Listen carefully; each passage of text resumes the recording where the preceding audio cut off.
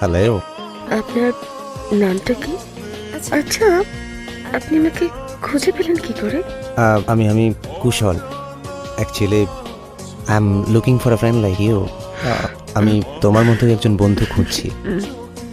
Don't worry, এটা গোপন video call. ওকে। তুমি এরকম মাস্ক পরে কেন? মানে এটা কি খোলা যায়? হ্যাঁ, সব। এটা একটা friendship club. You must be new, right? মানে তুমি নতুন।